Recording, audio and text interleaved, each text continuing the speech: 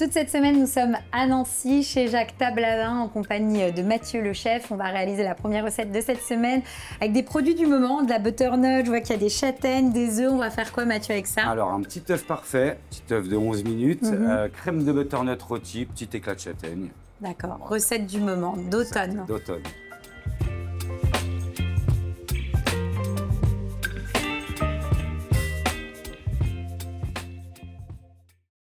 Donc là, on a de la butternut que tu as coupée. J'ai déjà coupé. Oui. J'ai pris un tout petit peu de gingembre, on va mettre, mais on l'enlèvera à la cuisson. C'est pour ça que je l'ai au moment de le mixer. C'est pour ça que je l'ai mis comme ça. D'accord, c'est juste pour parfumer. Exactement. Petite branche de thym. Un petit peu de beurre et on peut mettre au four. Tout simplement. À combien Tout simplement. de four? 180. Pendant combien de temps? Une bonne vingtaine de minutes déjà en faisant attention. Ça si marche. on voit que c'est pas assez cuit, on peut rajouter une petite goutte d'eau éventuellement. Ça cuira plus vite. Donc ça, c'est bon. On va s'occuper de nos œufs, Mathieu. Exactement. Alors, tu me disais œuf parfait. œuf parfait. Alors, l'œuf parfait, c'est quoi exactement? Tu peux me parfait. rappeler? Nous, normalement, c'est en cuisine, c'est une petite cuisson. Il est juste coagulé, mais le jaune bien coulant. Normalement, c'est cuit 1 heure à 64 degrés, mais à la maison, c'est très compliqué. Donc là, on va juste faire... Tu nous proposes une alternative et en tout cas, ça permet de faire le job et on aura quelque chose de bien coulant, etc. Exactement. Okay. Du coup, je les prends tout simplement. Oui. On va en mettre 1 ou 2 de plus. Histoire, on en casse un parce que c'est assez fragile. Toujours, vaut mieux quand même un petit coup le faire. On a de l'eau bouillante. De l'eau bouillante. Je viens... Tu verses dessus. Dessus, à hauteur. D'accord. Je filme. Ok. Je les couvre bien. On va en mettre 2. Oui, il faut vraiment que... On va en mettre 2, vraiment qu'on garde toute la chaleur. J'ai déjà réglé mon petit timer sur 11 minutes. Et là, c'est parti. Et je peux les mettre de côté. On peut faire le reste de la recette. D'accord. Donc là, on va laisser tranquillement 11 minutes. J'ai hâte de voir le résultat. 11 minutes. Allez. J'espère que ça va marcher. On récupère du coup notre butternut pour la mixer. Allez.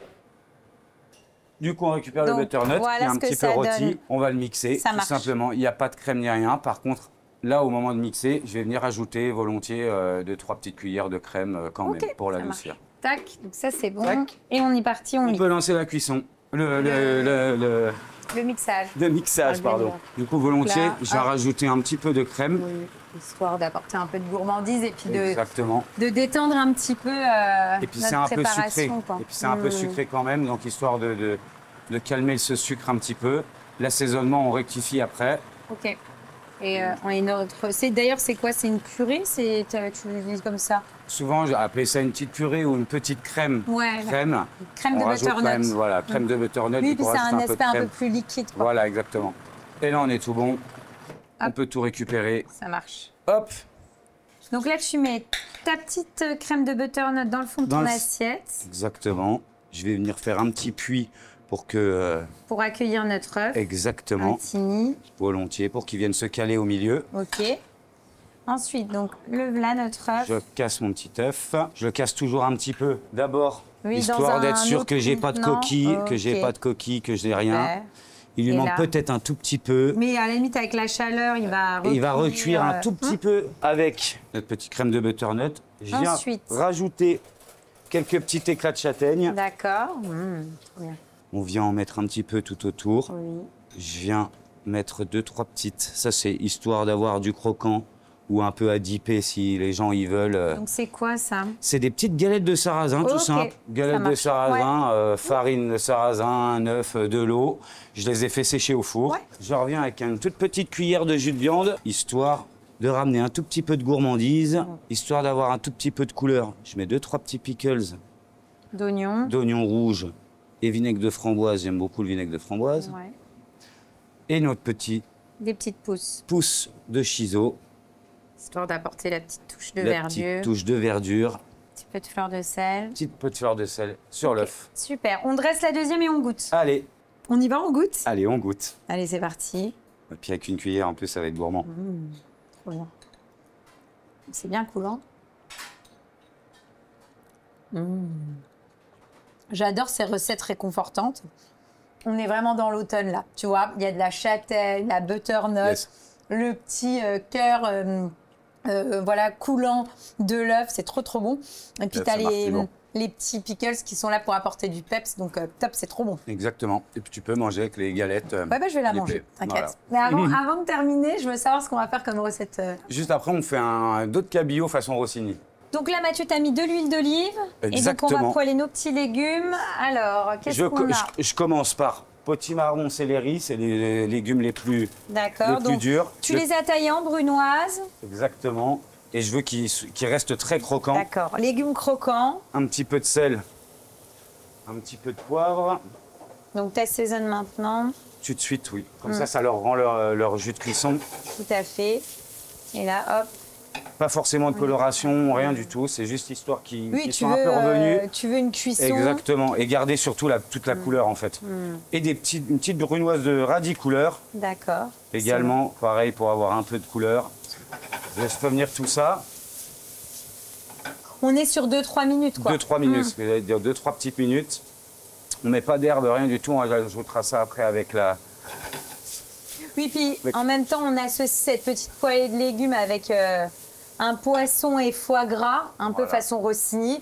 Donc c'est vrai qu'il y a déjà des choses, c'est riche. Voilà, tout est gras, donc on va éviter d'en ramener un peu. L'accompagnement, l'idée, c'est d'être sur quelque chose d'assez sobre. Exactement. Et comme ça, avec notre petite jus de légumes, on arrivera à avoir une petite sauce pas très grasse parce que le poisson et le foie gras, c'est gourmand. assez riche, quoi. Voilà, exactement. Et là, du coup, je vais les débarrasser et on pourra les garder pour le dressage. Ça marche. Avec le jus chaud, ça donc va les réchauffer. On débarrasse et après, on s'occupe du poisson. Exactement. Donc là, tu as assaisonné, tu as mis un petit touche de sel sur le foie gras. Un petit peu de sel. Donc foie gras qui est congelé. Et donc la poêle bien chaude et on y va. Bien chaude, bien fumante. Je les dépose. Dans l'autre sens, puisque tu vas réassaisonner cette face-là. Tout à fait. Et en fait, je veux juste une coloration. D'accord. On verra après les terminer au four. Là, je veux juste une petite coloration. Oui. Alors, étant donné que la poêle est bien chaude, en général, la coloration se fait très rapidement. De suite. Et on le voit. Donc là, hop, on retourne. On va me le laisser un petit peu. Donc, belle coloration recto-verso. Recto-verso. Limite, je peux déjà les arrêter. D'accord. Je les garde au-dessus du four. Oui. On réchauffera tout en même temps tout à l'heure. D'accord. Donc, hop, on les laisse de côté. Sous la hotte. Très bien. Ensuite, on enchaîne avec le poisson. Le poisson également, salé. D'accord. Donc, tu assaisonnes. Je poivre toujours après la cuisson. Donc là, on est sur un dos de cabillaud que tu as assaisonné. Une poêle bien chaude. Bien chaude. Matière grasse.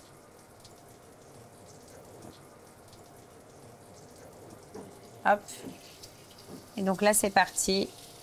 Donc là, l'idée, finalement, c'est de revisiter un petit peu le filet de bœuf Rossini. Voilà, en étant un peu plus léger. Voilà, et un peu plus. Parce qu'effectivement, tu pars sur un cabillaud. Je trouve très intéressante cette recette-là, parce que c'est que le foie gras poêlé, c'est assez riche. C'est assez riche. Là, on est en automne. On va peut-être pas attaquer tout de suite les choses un peu riches. Et je trouve qu'il y a une bonne balance, pour le coup, entre les deux. Et j'ai hâte de voir ce que ça donne. Et c'est vrai que souvent, on a beau dire n'importe quoi, mais le côté... terre et mer fonctionne bien, donc à mon avis ça va matcher. Et pour ça après avec bien. Les légumes, ce qui viendra casser tout ça. Le fait d'avoir choisi aussi une sauce légumes, je pense qu'on reste dans la légèreté, tu vois. Ça, à mon avis, ça va être vraiment sympa. On veut juste une toute petite coloration. D'accord, donc dès que ça a pris une coloration, tu retournes. Je retourne. Je débarrasse également comme le foie gras. D'accord, et là tu vas laisser tirer les deux. Je laisse tirer, je viendrai juste au moment du dressage, finir la cuisson. 2-3 petites minutes au four. D'accord. Donc là, on a quasiment tout. Et donc là, c'est notre sauce. Donc, est-ce que tu peux m'expliquer, Mathieu, c'est quoi ce jus de légumes? Ce jus de légumes, j'ai pris toutes les parures, toutes les pluches de légumes, même les épluches de légumes, les carottes, mes oignons, la peau des oignons, le céleri, le potiron. J'ai vraiment tout pris. Je les ai bien rincés. Oui. Je les ai lancés comme un petit jus de viande, caramélisés dans le fond. Donc tu les fais bien colorer. Bien colorés avec de l'huile d'olive. Mettre du sel tout de suite pour que ça rentre de l'eau. D'accord. Et après, mouiller à hauteur. Donc il y avait de l'eau jusque-là dans la casserole. Et là, on ça donne réduire. Ah oui. Exactement. Donc là, tu fais une concentration maximum de tes goûts en légumes. Et nous, on va utiliser ça pour la sauce. Alors, tu vas les utiliser tel quel ou tu vas... Non, après, on va travailler notre petite brunoise de légumes qu'on a cuit tout à l'heure. On va le retravailler avec un peu de vinaigre pour justement casser ce gras. Et du coup, on finira l'assiette. Donc là, on n'a plus qu'à dresser. Enfin, on a presque plus qu'à dresser. Température notre cabillaud façon Rossini, et après on dresse. Exactement. Et on goûte. Et on goûte. On va faire la petite sauce, la petite assaisonner légumes croquants. Voilà, je verse tout. On va venir ajouter 2-3 petites cuillères de vinaigre. Oui. C'est ce qui vinaigre de framboise. Vinaigre de framboise, c'est ce qui permettra de casser un peu tout ce gras. Oui, là, on veut jouer la carte de l'acidité. Exactement. Je viens déjà un petit peu mélanger. Et ensuite, je viens agrémenter mon jus. Et donc là, tu récupères ton jus de légumes. Mon jus de légumes que je viens ajouter avec mes légumes et mon vinaigre. D'accord. J'en garde un petit peu pour le dressage aussi. Tu peux mélanger un peu? Allez. Et donc là, nos petits légumes, c'est bon? Nos petits légumes, c'est bon. On met de côté et on enchaîne avec le cabillaud façon Rossini. On récupère le tout. Donc là, tu avais ajouté une branche de thym et un petit peu de beurre pour nourrir. Exactement. Voilà. Donc on va les passer un petit peu sur un papier absorbant. Et comme ça, on peut dresser dans la foulée. Voilà. Allez, donc c'est parti, on dresse. Et donc du coup, on commence par dresser. Alors, on récupère notre cabillaud. Notre petit cabillaud. On va en mettre 2. On va s'en mettre 2. Hop. Les mettre un petit peu comme ça. Ok. On vient poser le foie gras dessus. Lobe de foie gras dessus. Cette petite brunoise, je viens en déposer un petit peu. Si ça coule autour du poisson, c'est pas grave. C'est pas grave, même bien au contraire. De toute façon, c'est le principe. C'est le principe, c'est d'en avoir un petit peu. Parce qu'il y a quand même une sauce en fait, cette espèce de sauce vinaigrette qui est là quand même pour assaisonner l'ensemble. Donc ça, c'est juste ton jus de légumes, il n'y a pas de... En fait, c'est pour que, comme ça... Il n'y a pas de vinaigre de framboise avec. On n'a pas le vinaigre non plus. Ça, on s'en sert pour faire volontiers notre petit cordon. Super. Voilà. On peut venir décorer. Avec quelques herbes. Alors, c'est quoi comme herbe, ça? Ça, c'est des petites graines de lupine. D'accord. Et ça, c'est de la chapelure panko. Ça se trouve un peu dans les... Maintenant, tout le monde connaît. Donc, je me suis dit que... Voilà. Et volontiers, histoire qu'il y ait une petite touche de croquant en plus. Et puis pareil, volontiers, moi je viens en mettre un petit peu autour, que les gens viennent piocher. On dresse la deuxième et on goûte. On y va, on goûte? Allez. Bon alors l'idée c'est, j'imagine, de prendre forcément un peu de tout. Un peu de tout. C'est top parce que c'est exactement ce que j'avais imaginé. C'est-à-dire que j'aime bien ces recettes intelligentes, tu sais, où ça équilibre entre le gras et le côté un peu plus léger, etc. On est effectivement sur... ta petite sauce vinaigrette là, avec la petite touche de framboise qui calme un peu le foie gras. La cuisson du poisson est vraiment parfaite. Puis la chapelure panko, ça permet d'apporter un peu de croquant. C'est malin. Donc non, c'est une belle entrée. Donc voilà, ça donne envie de voir la suite. C'est quoi la suite? Alors la suite, on fera un petit saltimbocca de poulet jaune, oignons caramélisés, parmesan et saule. Donc là, Mathieu, hop. Donc, tu as ouvert le poulet en portefeuille. Ouvert en portefeuille. Et on l'écrase entre deux feuilles de papier pour pouvoir avoir vraiment quelque chose d'assez plat, pour pouvoir garnir notre saltimbocca, c'est ça? Exactement. D'ailleurs, qu'est-ce qu'on appelle une saltimbocca exactement? Saltimbocca, c'est le fait de rouler un poulet, une viande, et de le garnir souvent avec un petit fromage qui coule. Et voilà, on peut lui ajouter tout ce qu'on veut, des petites herbes. Là, on va lui ajouter du coup des oignons caramélisés, oignons rouges, juste passer à la poêle avec un tout petit peu de sucre roux, vraiment un tout petit peu, histoire d'avoir vraiment un petit effet roulé sur la fin, pas trop parce qu'après on va galérer à le refermer. Ah, ça c'est mon gros défaut moi. Voilà. J'ai tendance à bien garnir qui en est partout, mais voilà. C'est parce que la cuisine c'est de la générosité. Oui, non mais totalement. Je mets une toute petite pointe de sel et de poivre, pas trop vu qu'on rajoute du fromage et que c'est déjà pas mal salé. Ensuite, donc le fromage, t'es parti sur quoi? Du parmesan, là, pour que ce soit plus simple que tout le monde. Mais c'est ce qu'on disait, du coup, on peut volontiers mettre toutes sortes de fromages, de la mozza, du minster, on peut tout mettre. Une petite feuille de sauge. Donc, pour le côté un petit peu herbacé. Exactement. Et ensuite m'aider pour les rouler un premier coup avec le papier. On décolle tout ça. Je viens finir de rouler. Avec le papier, ça colle toujours un petit peu. Voilà, je viens le terminer sur la planche. Ok. Ça me permet de le décaler. Et ensuite, on va... On ne le touche plus de la planche. On enlève nos petits oignons qui dépassent. Et ensuite, on va juste le ficeler pour qu'au moins il se tienne un peu à la cuisson. Ça marche. Je garde toute ma grande ficelle. Oui, c'est plus facile. Et donc là, hop, un petit double nœud. Pas trop, sinon la chair de la volaille, elle se déchire. Donc, il faut y aller tranquille. Et là, voilà. En fait... Je me coupe mon petit excédent. Et plutôt que de faire, comme tout le monde fait, plein de petits nœuds, il y a une petite... si vous faites de la couture, vous allez savoir le geste que je fais. Ok. Je fais une demi-boucle. D'accord. Et hop, on repasse. Et en fait, je me sers de ça. Ok. Voilà. Et donc après, on fait tout le long. Une demi-boucle tout le long. Et je serre. Ok. C'est juste histoire qu'il garde une belle forme à la cuisson, parce que sinon... Oui, tu veux quelque chose d'assez rond, quoi. D'assez rond, histoire de faire ou des petites rondelles après sur l'assiette. Si c'est pas bien serré, si c'est pas à chaque fois un vrai intervalle, c'est pas trop grave, c'est pour lui garder sa vraie petite forme. Au moins, on a comme un petit rôti. Si ça dépasse, ce sera la petite parure. On coupera. Exactement. Et donc ça, c'est bon. Je viens de couper l'excédent. Je refais un petit nœud. Hop. Super. Histoire que tout soit serré. Et c'est bon. Et c'est bon. On va venir le rôtir. Alors du coup, là on est parti. Donc une poêle bien chaude. Tu as mis une huile neutre, volontairement. Neutre, exactement. Et là, l'idée, c'est de le colorer. Je vais venir surtout bien colorer le petit côté présentable. Et donc là, hop. Exactement. On fait une belle coloration. Oui. Une fois que je le retourne, je viendrai mettre une petite noix de beurre et au four. D'accord. Et au four, combien de temps? Une quinzaine de minutes. Okay. Donc là, on attend la coloration. Et du coup, je coupe le feu. Je sais que la coloration n'est pas trop mal. Je mets une petite noix de beurre. Pour nourrir un peu ta viande. Exactement. Je retourne. Le fait que ça aille dans le four, ça va colorer le dessous, le reste. Ok. Et là, je viens de le mettre au four une petite quinzaine de minutes, suivant la taille. 180, toujours pareil. Ça marche. Et là, par la même occasion, j'ai lancé mes petits légumes. Oui. Juste des petites carottes, des petits fenouils. Pour accompagner la saltimbocca. Exactement. J'ai fait des petits légumes rôtis. Tu peux me les mettre là? Oui. Ça, je les vois. Hop. Ah, super. Donc, fenouil et carottes. Exactement. Top. Eh ben, on a quasiment tout, puisque tu en avais préparé d'avance des saltimbocca, donc on n'a pas à attendre 15 minutes. On va tout de suite dresser, on va pouvoir goûter. Donc, Mathieu, voilà ce que ça donne après cuisson. Je te laisse la récupérer. Exactement. Hop, on la récupère. Je viens. Alors, toujours, on part un peu. Pour les gourmands, ils le mangeront. Je viens me couper des belles petites rondelles. Oui. Toujours, il y a toujours un petit côté, le dessous qui se défait. Oui, il faut y aller délicatement. Hop, voilà. Là. Super. Ça fait vraiment des petits maquis, en fait. Hop, ensuite, du coup, je viens déposer mes petits... Je suis perdu. Tes petits maquis dans ton assiette. Exactement. On est gourmand, on met tout.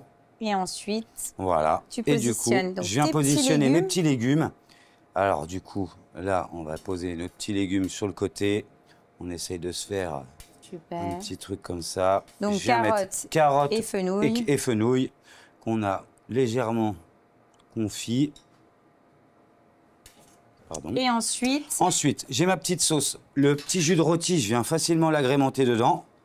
Tu gardes effectivement je garde mon petit jus de rôti. Ce petit jus qui a plein de goût. Exactement, que je rajoute avec mon petit jus de viande. Oui, pour vraiment garder tous les sucres. Et je viens à moitié verser dessus et sur le côté. Super. Ah, c'est gourmand, il ne faut pas que ce soit sec. La volaille, c'est un peu sec. On met souvent un peu beaucoup de légumes.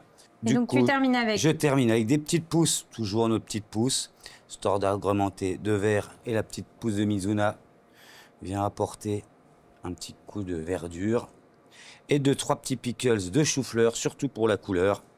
Hop. Super, on dresse la deuxième et on goûte. Allez. On y va Mathieu, on goûte. Allez, c'est parti. On va voir ce qu'elle donne, cette saltimbocca. On sent bien la sauce normalement. C'est ça.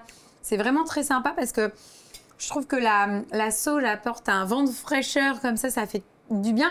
Et puis c'est sympa parce que tu as quand même le parmesan qui est là pour apporter de la gourmandise, le côté effectivement salé et qui se marie super bien avec la sauce, le petit jus, les petits légumes.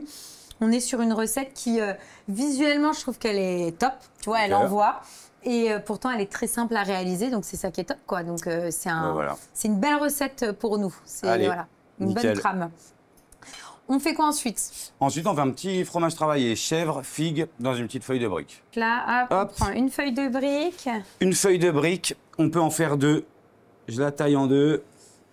Ok. Je viens enlever un petit bord. Oui. Sur chaque... Pour pouvoir réaliser le... Exactement. Quoi, tu vas faire une forme de samosa? Une forme de samosa, exactement. C'est ce qui se ferme le mieux. Tout à fait. Et le plus simple. Ça, c'est bon. Ensuite... On vient badigeonner de beurre pour que ça colle. Oui, donc un petit peu de beurre. Un petit peu de beurre fondu. On étale au pinceau. Voilà. Ensuite... On vient tailler une belle tranche. Donc là, c'est sur un chèvre frais? Un chèvre frais, ouais, carrément. C'est dommage d'utiliser des autres chèvres, moi, je trouve. Je viens le déposer un petit peu de biais. Je mets un tout petit peu de poivre. Le chèvre est déjà salé. Oui. Je viens mettre ma petite confiture de figues maison. Donc, il y a des gros morceaux. Exprès. Donc, ça, c'est ta confiture que tu as fait, toi. Exactement. Donc là, tu mets de la confiture. C'est vrai qu'en ce moment, c'est la saison des figues. Si on a des figues fraîches, on peut aussi mettre tout simplement une rondelle de figues fraîches ou de figues rôties. Voilà. On vient prendre le plus gros côté qu'on ramène sur l'autre. On vient fermer toujours. Le but, c'est de venir toujours fermer. Donc, hop. Je le tourne. Et on termine. Hop. Et on termine. Super. Et avec le beurre, ça fait le travail de colle tout seul. On passe en cuisson? On passe en cuisson. Donc là, une poêle bien chaude, tu as mis de la matière grasse. De la matière grasse, huile d'olive, huile neutre. Ok, et là, hop. Je viens les colorer. On va faire le même principe que pour les poissons, que pour le foie gras. Première coloration d'un côté, je le termine au four pour être sûr que le fromage soit bien cuit. Ça marche. Donc, sachant que c'est une recette qui est finalement là, l'idée c'est de remplacer la traditionnelle assiette de fromage par effectivement un petit truc un peu gourmand, un peu travaillé. Voilà, travaillé. Et tu l'accompagneras avec un petit peu de salade? Un petit peu de salade, une petite vinaigrette, tout simplement. Et là, volontiers, je le termine au four pour que ça cuise un peu à l'intérieur. Comme ça, à la limite, pendant ce temps, on peut préparer notre petite salade. De salade. Exactement. Donc quoi, 180? Toujours pareil, 180, je mets 2 minutes. Donc là, on réalise de la petite vinaigrette pour assaisonner notre salade. Toute simple. Donc moutarde à l'ancienne. Moutarde à l'ancienne, petite pointe. On va se mettre une petite cuillère de vinaigre de quoi? De cidre? De vinaigre de cidre. D'accord. Hop, je viens saler, poivrer tout de suite dans le vinaigre. Hop. Et là, je viens rajouter 3 cuillères d'huile d'olive. Oui. Allez, on en rajoute une 4e, on n'a rien vu. Et voilà. Tout simplement. Dedans, on peut venir rajouter un petit peu d'herbe. On vient de rajouter un petit peu de ciboulette dedans après. Et là, on a notre petite vinaigrette au plus simple. Donc là, on a tout. On a tout. On assaisonne, enfin, on la met sur notre salade et puis on dresse. Et on passe au dressage. Du coup, je viens déposer 2-3 petites feuilles de salade dans mon fond de mon assiette. Donc, notre petite salade qui est assaisonnée. Petite salade assaisonnée. Je viens récupérer mes petites feuilles de briques avec le chèvre bien coulant. On dispose ça dessus. Je viens terminer avec un tout petit peu de ciboulette. Il nous reste un petit peu de vinaigrette. On vient, comme toujours, comme une petite sauce, en rajouter un petit peu autour. Et puis voilà. Super. On dresse la deuxième. Yes. Et on goûte. On y va, c'est parti? Allez, c'est parti. Allez. Ah, du coup, le fait de le passer au four, il a bien recoulé. Ah bah oui, là.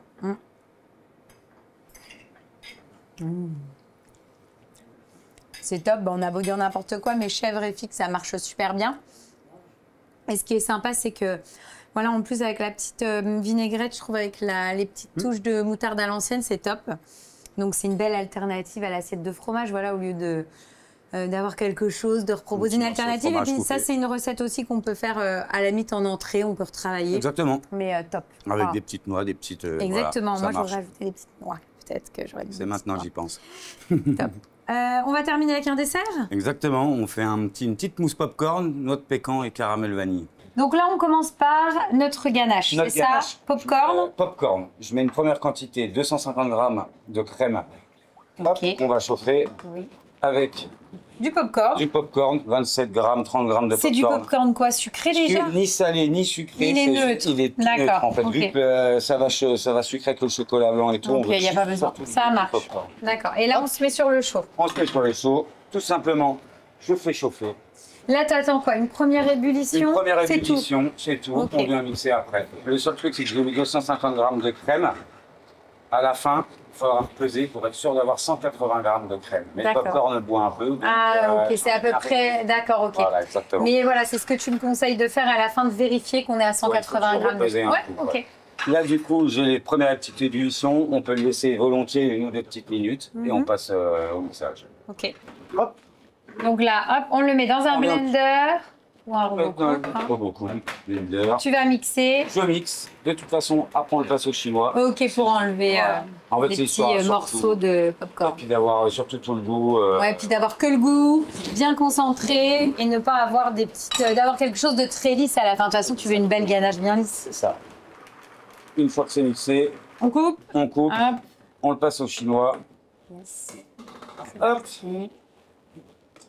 Hop, pour enlever. Récupérer. Oui, on récupère bien tout, hein, parce que le but, c'est d'avoir, j'ai bien noté 180 grammes de crème à la fin. Exactement. Il y a des fois, on peut même du coup en rajouter parce que le oui, popcorn si ça a trop bu. Le popcorn en a trop bu des fois. Absorbé. Voilà. Une fois qu'on est sûr d'avoir tout récupéré dans les grains de maïs, tac. Donc ça, c'est bon. On met de côté, et on reprend notre casserole, on remet un petit coup à chauffer. Oui. Au préalable, j'ai fait tremper de la gélatine. Tremper de la gélatine. Tu mets combien de feuilles là? Deux. 2 feuilles de gélatine. Je le mets directement dedans. Oui, pour qu'elle fonde. Sort. Hop. Hop. Là, tu mélanges, histoire de les faire fondre. Donc là, toi, tu avais déjà mis un peu, comme tu avais une casserole de fond, tu as mis ton chocolat blanc, il est déjà fondu. Un petit peu fondu. À la maison, si vous avez des pistils, vous versez dessus, ça fonctionne. Exactement, ça fond tout de suite. Je viens verser ça comme pour une ganache, en 3 fois. D'accord. Je mets déjà une petite quantité. Tu mélanges. Le chocolat est déjà un petit peu fondu, donc ça, forcément, ça aide. Et là, au niveau de la quantité de chocolat, tu es à combien? La quantité de chocolat, je suis à 180 grammes de chocolat. Ah, d'accord. Donc finalement, c'est du temps pour temps. Là, parce que tu as la crème qui est à peu près à 180 et 180 grammes de chocolat parce qu'on vient lui en remettre 500 grammes après. D'accord. Froide. Tiens, bah, si tu veux, je tiens. Tiens, si tu veux, je mélange et puis si tu veux récupérer. Hop. Tac. Allez, je vais mélanger. Donc, sachant que c'est une ganache, ça a besoin de reposer, donc on vous conseille de le faire en amont, mais ça vous le savez. C'est la veille. J'ai pas besoin de le dire, je sais que vous le savez. Vous avez l'habitude de regarder à feu doux, donc vous savez très bien comment ça se passe quand on fait une ganache. Voilà, une fois que tout le chocolat est fondu, eh bien on va rajouter nos 500 grammes de crème froide. C'est ce qui aidera à refroidir si on veut être rapide ou pas. Et ça, on peut le mettre en une fois. Ok, il n'y a pas de souci. Et là, en soi, notre ganache montée, elle est presque prête. Il n'y a plus qu'à la laisser refroidir. Donc là, on va la laisser refroidir. Toi, tu en avais préparé une d'avance qu'on va faire monter. Exactement. Et on la mettra en poche. Alors du coup, on passe au dressage. Donc je l'ai mis juste en poche. On va venir s'amuser à faire des gros points, tant qu'à faire, histoire que ce soit gourmand. Des petits, enfin oui, j'allais dire des petits points, des bons gros points. Oui, des bons gros points, c'est ce que je réalise. En tout cas, elle est très très belle, la ganache est bien blanche. C'est ce que je réalise. On va se prendre une petite cuillère un petit peu chaude. On va venir étaler pour pouvoir mettre un peu de caramel. D'accord. Ah oui, tu fais en fait un petit nid. Allez, histoire que ce soit gourmand. Et tu vas mettre ton caramel dans ce petit nid-là. Exactement. Je vais venir mettre mon petit caramel au milieu. Super. Je te laisse faire le troisième, c'était la deuxième si tu veux. Hop là. Volontiers. Je viens rajouter des petits points. Ok. Et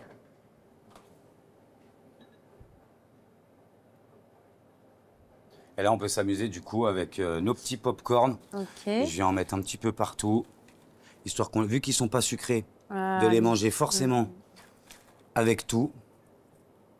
Et puis en plus, ils accrochent bien. Et puis voilà, ils accrochent dans la... On fait pareil avec les noix de pécan. Volontiers que je viens casser un petit peu partout.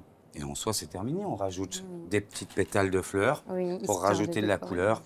Et encore, même des fois, c'est très bien comme ça, je trouve. Ah, bah après, c'est vrai que la petite note, de couleur. Hop, et les petites pétales. Et là, tu les mets. Tu les mets un peu sur le blanc, histoire qu'on les voit. Et comme ça, on a les deux versions, avec et sans. Ça marche. Bon, bah top, on va goûter? Allez. Bon, bah c'est parti. Allez, c'est parti.